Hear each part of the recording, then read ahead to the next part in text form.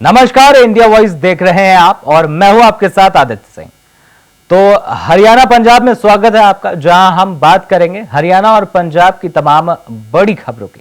लेकिन सबसे पहले हरियाणा के मुख्यमंत्री नायब सैनी ने अग्निवीर और बिना ब्याज के लोन को लेकर बड़ा ऐलान किया है। मुख्यमंत्री ने कहा कि कांग्रेस अग्निवीर योजना को लेकर दुष्प्रचार कर रही है। यह प्रधानमंत्री नरेंद्र मोदी की बहुत अच्छी योजना है। इससे स्किल्ड युवा तैयार होते हैं। इसमें युवाओं की 4 सालों की मेहनत बेकार नहीं जाएगी। उनके लिए पुलिस और फॉरेस्ट विभाग आदि में सीधी भर्ती करवाने का प्रावधान किया है। इसके लिए 10% आरक्षण मिलेगा। इन युवाओं को ग्रुप सी और डी में 3 साल आयु सीमा की छूट मिलेगी।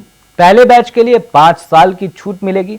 अगर कोई निजी कंपनी किसी अग्निवीर को 30,000 रुपए वेतन देती है तो सरकार उस कंपनी को 60,000 वार्षिक सब्सिडी भी देगी और अग्निवीरों को आर्म्स लाइसेंस भी दिया जाएगा। इसके साथ ही अग्निवीर के अपना काम शुरू करने पर 5 लाख रुपए तक के बिना ब्याज के कर्ज भी सरकार के द्वारा दिया जाएगा।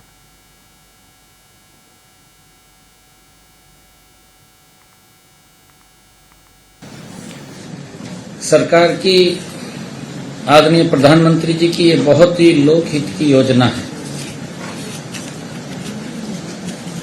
इस योजना के माध्यम से हमारे पास स्किल युवा, एक्टिव युवा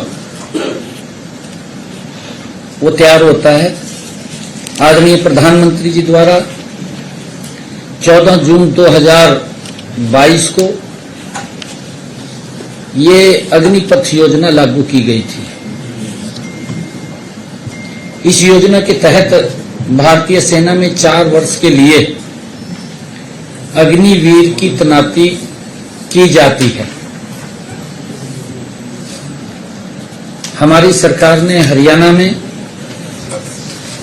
अग्निवीरों को प्रदेश सरकार द्वारा भर्ती किए जाने वाले constable, mining guard, forest guard, jail warden और एसपीओ के पदों पर सीधी भर्ती में 10% हॉरिजॉन्टल आरक्षण प्रदान करेगी। ये प्रावधान हमने किया है। अग्निवीरों को ग्रुप बी और सी में सरकारी पदों के लिए निर्धारित अधिकतम आयु 3 वर्ष की छूट प्रदान की जाएगी, परंतु अग्निवीरों के पहले बैच के मामले में आयु में यह छूट 5 वर्ष की होगी। सरकार ग्रुप सी में सिविल पदों पर सीधी भर्ती में अग्निवीरों के लिए 5% हॉरिजॉन्टल आरक्षण और ग्रुप बी में 1% हॉरिजॉन्टल आरक्षण प्रदान करेंगे। अगर अग्निवीर को किसी भी औद्योगिक इकाई द्वारा प्रति माह 30,000 रुपए से अधिक वेतन दिया जाता है तो हमारी सरकार उस औद्योगिक इकाई को 60,000 रुपए वार्षिक की सब्सिडी देगी। तो चलिए आगे बढ़ते हुए बात करेंगे हरियाणा के सिरसा जिले के खारिया गांव में शराब ठेकेदार की हत्या के मामले ने पुलिस ने इस मामले में बड़ा खुलासा किया है। पुलिस ने हत्याकांड के मास्टरमाइंड और षड्यंत्र रचने के आरोप में 3 और आरोपियों को गिरफ्तार कर लिया है। अब तक इस मामले में 10 लोगों को गिरफ्तार किया जा चुका है। इस पर जानकारी देते हुए एलनाबाद डीएसपी संजीव बलहारा ने कहा कि 3 गिरफ्तार किए गए आरोपियों को अदालत में पेश कर 1 दिन की पुलिस रिमांड पर लिया गया है। इस मामले में पुलिस पहले ही 7 आरोपियों को गिरफ्तार कर चुकी है और अब तक 10 आरोपियों को गिरफ्तार किया गया है। साथ ही उन्होंने आगे कहा कि मामले की जांच जारी है और जांच के दौरान जो भी व्यक्ति हत्या की इस घटना में संलिप्त पाया जाएगा उसके खिलाफ कानूनी कार्रवाई की जाएगी। गौरतलब है कि खारिया सर्कल के शराब ठेकेदार राजेंद्र उर्फ राजू निवासी नीलमा की गांव खारिया में हत्या कर दी गई थी और हत्या करने के बाद उसका शव राजस्थान कैनाल में फेंक दिया गया था।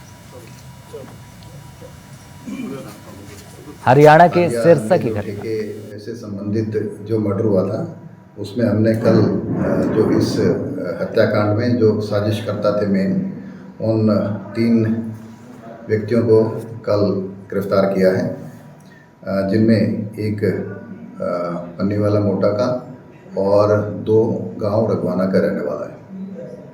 तो क्या कारण था सर, हत्या का मुख्य कारण क्या था, इन्होंने क्यों हत्या की उसकी?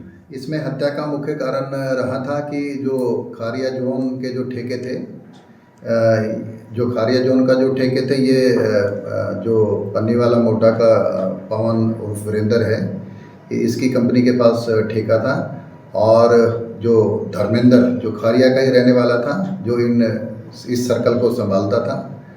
और जो इस बार जो राजेंद्र जो निमला गांव का रहने वाला था, उन्होंने भी इस सर्कल के अंदर ठेके के लिए अप्लाई किया था।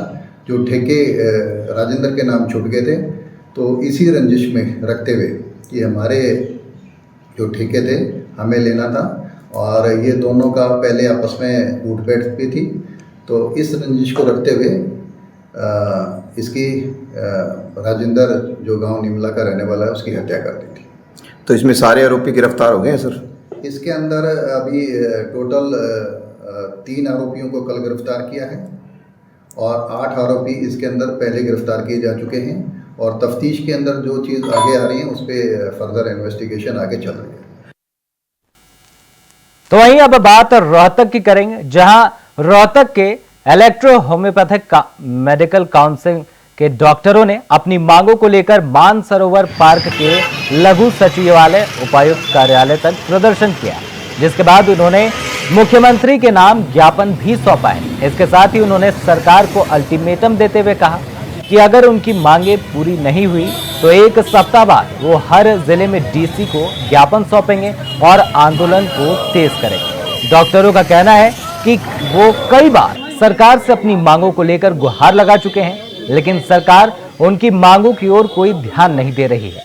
डॉक्टरों ने कहा कि होम्योपैथी में मरीज के लिए ज्यादा खर्च भी नहीं है और इलाज भी कारगर सिद्ध होता है। उन्होंने कहा कि राजस्थान सरकार द्वारा उनकी तिथि को मान्यता दी जा चुकी है, लेकिन हरियाणा सरकार उनकी कोई सूद नहीं ले रही है। ये प्रदर्शन तो जो है इलेक्ट्रो होम्योपैथी जो हमारी पैथी है, इसके लिए ही प्रदर्शन है कि सरकार इसको काउंसिल को हमारे रिकॉग्नाइज करे, मान्यता दे।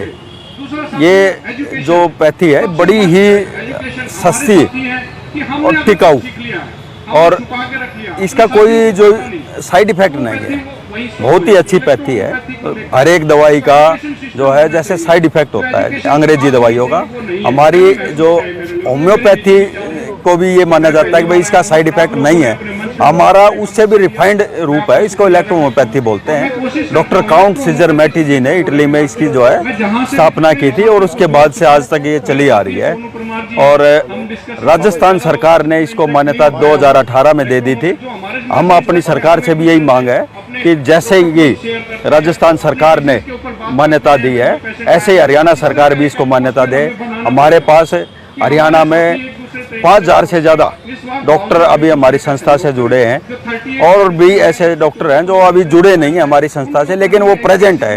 तो इस हिसाब से देखें तो 12 से 15,000 डॉक्टर कम से कम हरियाणा के अंदर है। हर एक गांव, आप इससे अंदाज़ा लगा सकते हैं कि हर एक गांव में कम से कम एक डॉक्टर ज़रूर है, और शहर में तो इसकी गिनती 20 से 50 के बीच में हर शहर में है, चाहे वो छोटा कस्बा हो या बड़ा हो, लेकिन हर एक गांव में एक डॉक्टर जरूर प्रेजेंट है। तो हम भी खुद ये चाहते हैं कि हमारे डॉक्टर हमारी पैथी से और खुल के प्रैक्टिस कर सके, वो किसी से घबरा के डर के ये प्रैक्टिस की बजाय अपनी पैथी में अच्छे से प्रैक्टिस। तो हरियाणा पंजाब में खबरों का सिलसिला यूं ही जारी रहेगा, लेकिन फिलहाल वक्त हो चला एक छोटे से ब्रेक, जल्द लौटते हैं। तो ब्रेक के बाद एक बार फिर स्वागत है आप सभी का। तो खबरों में आगे बढ़ते हैं और बात करेंगे हरियाणा के मुख्यमंत्री नायब सिंह ने पिंजौर में 220 करोड़ की लागत से 78 एकड़ में फैले एशिया के सबसे आधुनिकतम सेब एवं फल मंडी के प्रथम चरण का उद्घाटन किया। इससे हरियाणा और आसपास के प्रदेशों के भी फल सब्जी वाले किसानों को इसका पूरा लाभ मिलेगा। यहाँ की 70 दुकानें पारदर्शिता के साथ अलॉट की गई और साथ ही हरियाणा की सभी 100 मंडियों में अटल कैंटीन शुरू की जा रही है, जिसमें से 48 में शुरुआत हो चुकी है। इस सेब मंडी में मार्केट फीस को 1% से घटाकर 0.5% कर दिया गया है। इस मंडी के सभी प्लॉट धारकों को चक्रवृद्धि ब्याज से भी मुक्ति दी गई है। सीएम सैनी ने कहा कि प्रधानमंत्री नरेंद्र मोदी के नेतृत्व में लोक कल्याण को समर्पित हमारी सरकार किसान मजदूर को मजबूत कर रही है और बाजारों तक आसानी से उनकी पहुंच बनाने की महत्वाकांक्षी योजना पर काम कर रही है। इस मौके पर उन्होंने और क्या कुछ कहा, आइए आपको सुनाते हैं। आज हम सब के लिए ये बड़ा गर्व का दिन है कि आज हमारे हरियाणा में एप्पल मंडी और एशिया की सबसे बड़ी मंडी, आज उसका उद्घाटन हो रहा है, जिसका लाभ मेरे हिमाचल प्रदेश के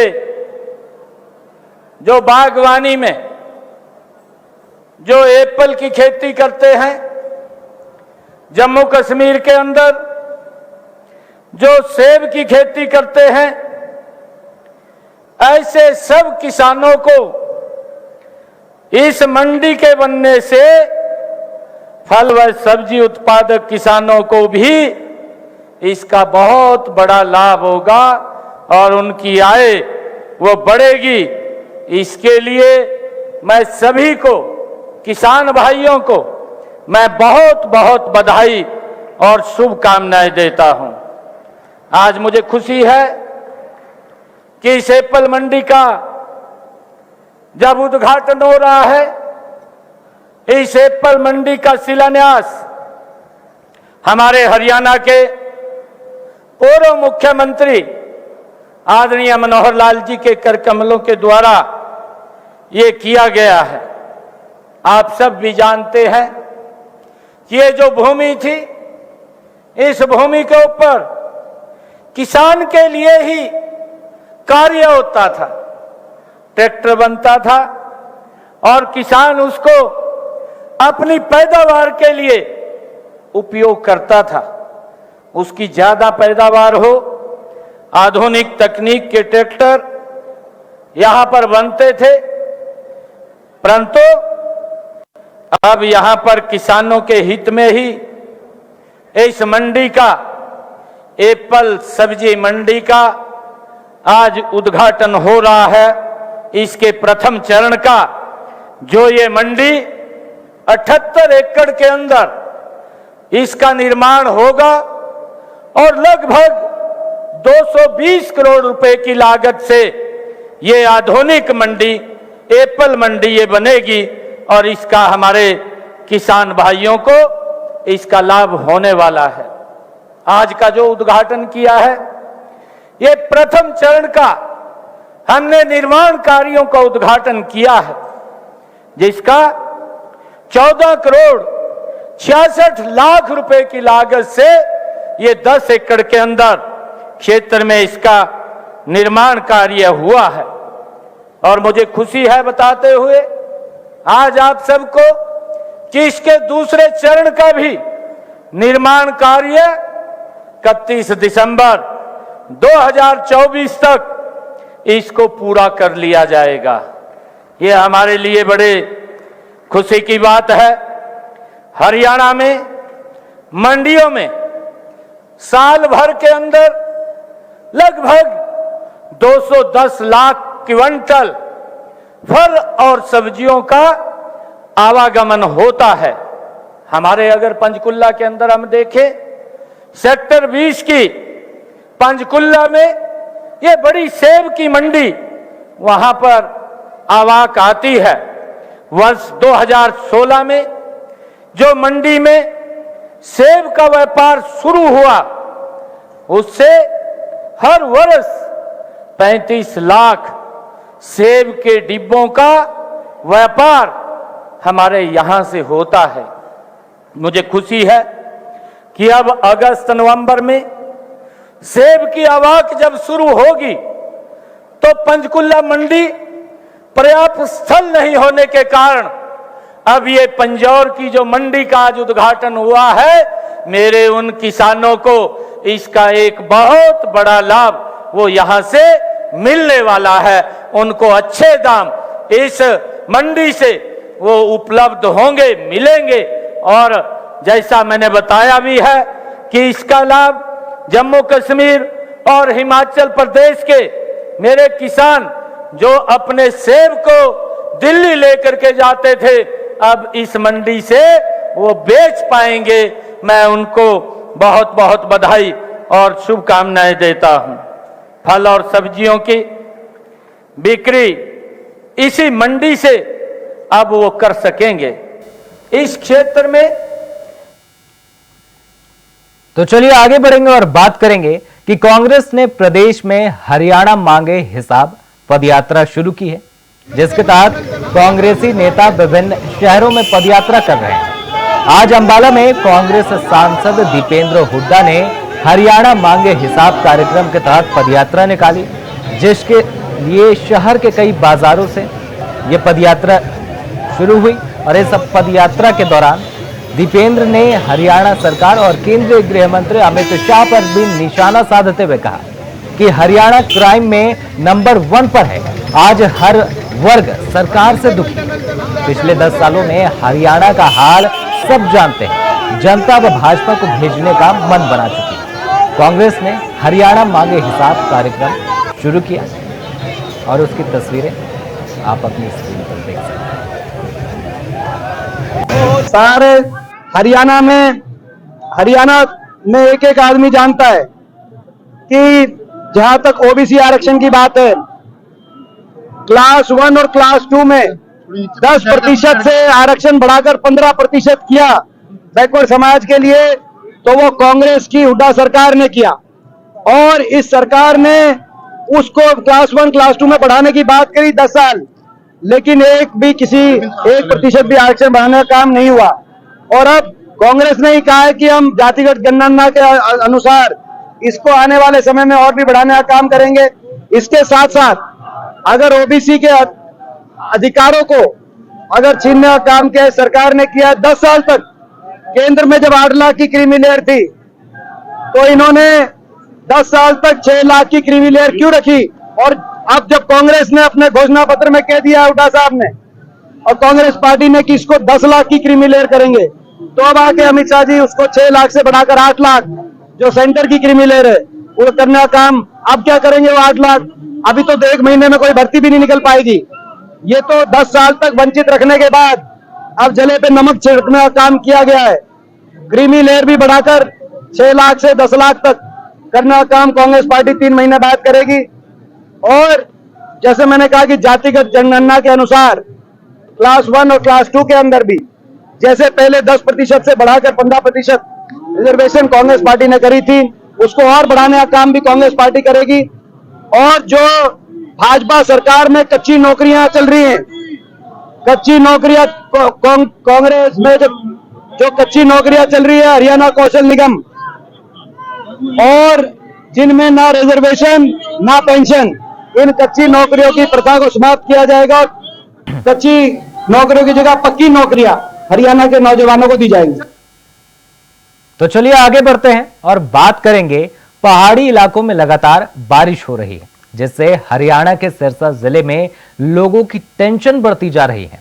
मानसून की वजह से सभी नदियां उफान पर हैं, जिसके चलते सिरसा के कई क्षेत्रों में बाढ़ का डर सता रहा है। सिरसा जिला प्रशासन मानसून को लेकर अलर्ट मोड पर दिखाई दे रहा है। ऐसे संबंध में सिरसा जिले के डीसी आर.के. सिंह ने जिले के सभी अधिकारियों को बाढ़ से बचाव के लिए व्यापक प्रबंध करने के निर्देश दिए। डीसी ने सभी अधिकारियों के साथ मीटिंग की और उन्हें उचित प्रबंध करने के आदेश भी दिए। साथ ही प्रशासन ने बाढ़ की सूचना देने के लिए बाढ़ कंट्रोल रूम का नंबर भी जारी किया है। डीसी ने बाढ़ को देखते हुए लोगों को पैनिक नहीं होने की अपील की है। फ्लड से संबंधित एक अहम बात है। हमारे किसी पत्रकार साथी ने कि बड़ा अच्छा अभी बात की थी कि जी फ्लड रोकने की तैयारी कर रहे हो। फ्लड रुक नहीं सकती, जो नेचुरल क्लेमिटीज हैं वो तो आएंगी, उसको हम कितना बचाव कर सकते हैं, कितना उसको हमारे जिले से नदी के द्वारा आगे भेज सकते हैं, उस पानी को जो फ्लड का रूप धारण ना करे, वो हमारे लिए इंपॉर्टेंट है। और उसके लिए हमारे 82 पॉइंट ऐसे हैं जहां पे पिछले इतिहास के हिसाब से, यानी कि पिछले 15-20 साल में जहां पे फ्लड ज्यादा आया है, उनको हमने आइडेंटिफाई किया है और उनको हर जगह पे, हर ऑफिस के अंदर, आपके थ्रू भी मैं बार बार कहता हूं कि गांव के उन पॉइंट्स को सभी के पास पता होना चाहिए। जैसे उदाहरण के तौर पर एक इशू को इस ढंग से मैंने लिया है कि जैसे जब कोई फ्लड आएगी तो 112 नंबर पे फोन करते हैं। 112 नंबर पे फोन करने वाली जो गाड़ी जाएगी उसको क्या ज्यादा क्या पता वो गाड़ी जा सकती है, वो आगे फोन करेगा।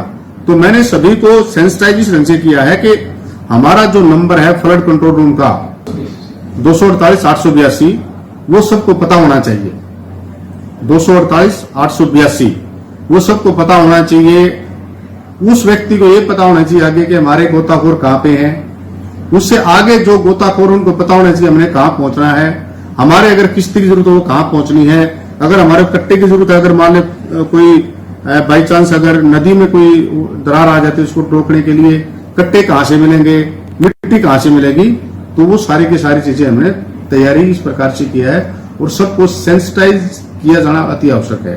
और उसको हमने एक स्पेशल बैठक भी बुलाई थी, उसके लिए हमने गांव के सरपंचों को, गांव के नंबरदार को, गांव के जो ग्राम सचिव है, गांव के पटवारी हैं, ताकि उनको पता रहे कि हमने कैसे हैंडल करना है चीजों को। और हमें ये भी कहा लोगों से कि पानी से डरना नहीं है, बिल्कुल भी, कितनी भी परिस्थितियों में कितना भी पानी है, उससे डरना नहीं, उसका बल्कि मुकाबला करना। तो चलिए रुक करते हैं अगली खबर का, जहां मोहाली पुलिस ने आईटी सिटी क्षेत्र से 2 कुख्यात गैंगस्टर्स को गिरफ्तार किया है। दोनों बाइक पर सवार थे। चेकिंग के दौरान उनकी बाइक स्लिप हो गई थी, जिससे पुलिस ने दोनों को गिरफ्तार कर लिया। उनके पास से .32 बोर के पिस्टल व 4 कारतूस भी बरामद हुए। वहीं दोनों को पुलिस ने अस्पताल में भर्ती कराया है, जहां उनका इलाज चल रहा है। साथ ही बता दें कि दोनों आरोपियों ने जीरकपुर और मोहाली में गाड़ियों की चोरी की कई वारदातों को अंजाम दिया था।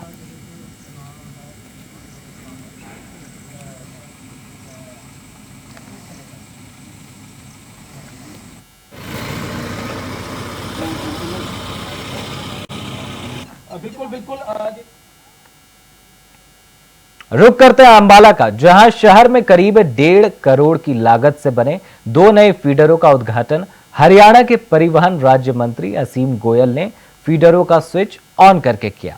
अब शहर के क्षेत्र में आंधी तूफान या बाढ़ जैसे हालातों में बिजली बाधित नहीं होगी और लोगों को सुचारू रूप से बिजली मिल सकेगी। पिछले वर्ष बाढ़ के दौरान और बाढ़ के बाद शहर के बड़े हिस्से में बिजली सप्लाई दुरुस्त करने में बिजली विभाग को अच्छी खासी मेहनत करनी पड़ी। ऐसे में मानसून के सीजन में इस साल बाढ़ या फिर आंधी तूफान की वजह से अंबाला शहर में बिजली आपूर्ति बाधित ना हो, इसके लिए बिजली निगम ने कारगर विकल्प ढूंढ लिए।